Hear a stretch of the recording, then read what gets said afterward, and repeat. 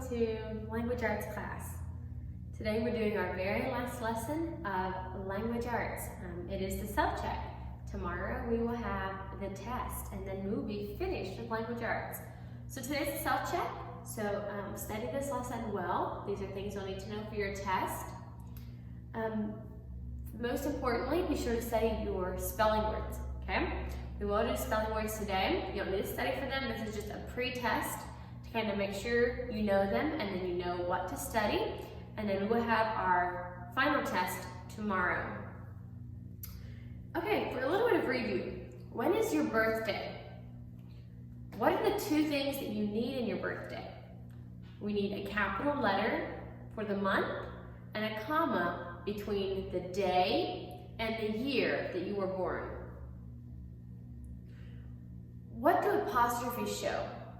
If a word has an apostrophe in it, it can show one of two things.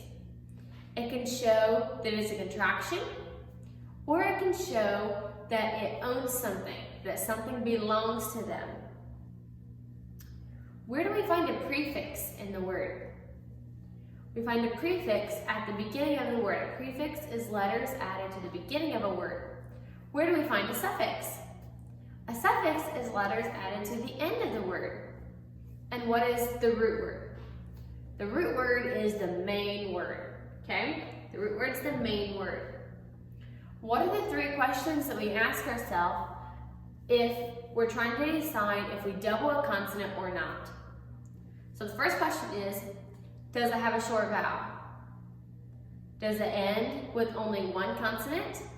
And are we adding a vowel suffix? Okay, so those three questions. Does it have a short vowel? Does it end in only one consonant? And are we adding a vowel suffix? If you answered yes to all three of those, you double the consonant and add the suffix. If you answered no to one of those, simply just add the suffix. Okay, what does PH and GH say? Let's say that together. PH and GH say PH and GH say. What are some telephone manners? What are some things that we would call telephone manners? Is a good telephone manner to shout in the phone or to yell in the phone? Is that a good manner? Is it a good manner to say please and thank you?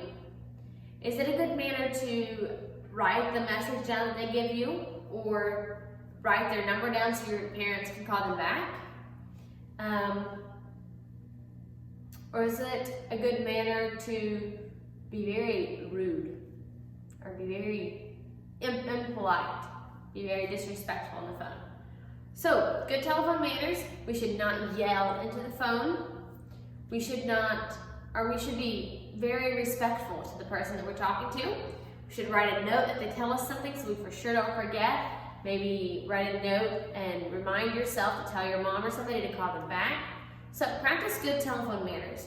And don't just pick up the phone and go, huh? Or something like that. Pick up the phone and say, hello. And before you hang up, don't just hang up. To say goodbye or bye. And then you can hang up the phone. Okay, let's look at the first part of our lesson. Write numbers 1 through 6 in 2 columns. So go ahead and do that. All right, 1, 2, 3, 4, 5, 6 in the other column.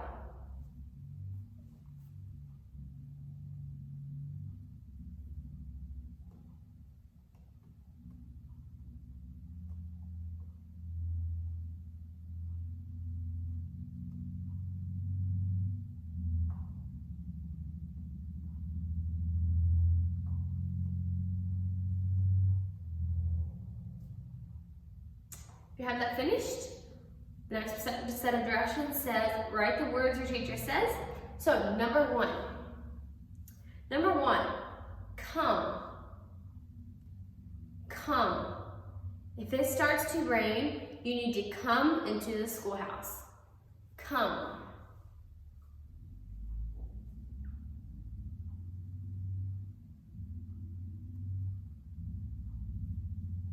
Number 2, obey.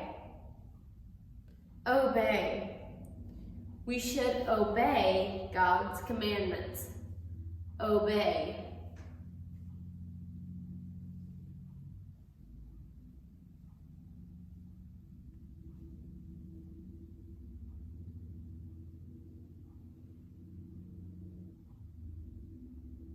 Number 3, look. Look. Look, there is a bear over there in the trees. Look.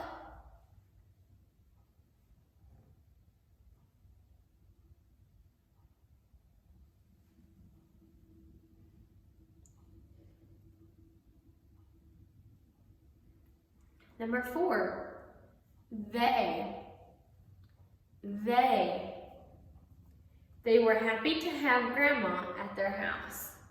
They.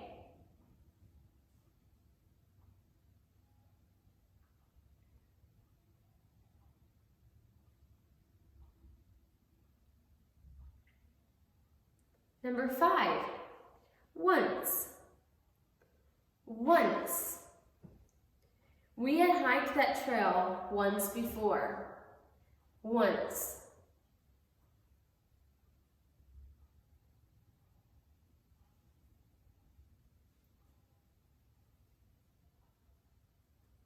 And number 6, open.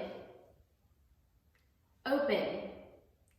Carolyn could hardly wait to open her birthday package. Open.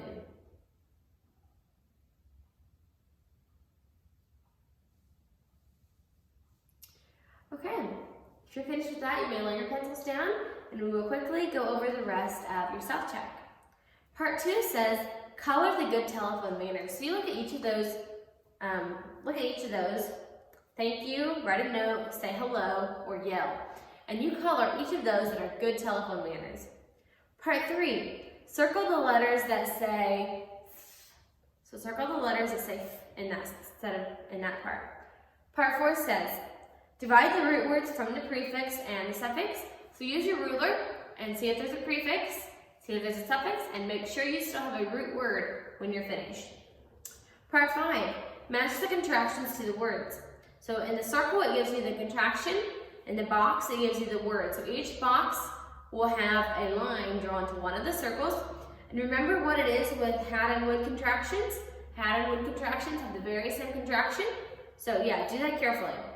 Part 6, match the words to the number of syllables. And to count the syllables, remember to clap out your words and draw a line to 1 or 2 to show how many syllables they have. Part 7, match the opposites. Part 8, match the words to the way they sound. So it's looking at the word and finding its pronunciation. Part 9. Part 9 says, put an apostrophe where it belongs. Now, where do you put an apostrophe? Okay, you put an apostrophe right before the S. So if we were going to talk about the cat's tail,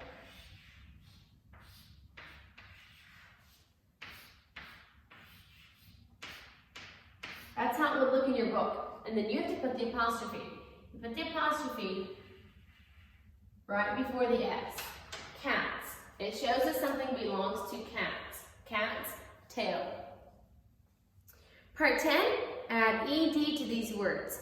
Hint, one will need a double consonant. Part 11, write your birthday. Part 12, write the sentence neatly on the lines, and that is penmanship. Soon a new tooth will grow. That is all for your self-check. Check over it. It's only 3 pages instead of 4 pages. So do it carefully, check over it, make sure you used your ruler, make sure you spelled things correctly, and make sure you followed all the directions. And penmanship neatly, okay? Make sure your penmanship's neat. Take your time, and once you're finished, I will see you in reading class.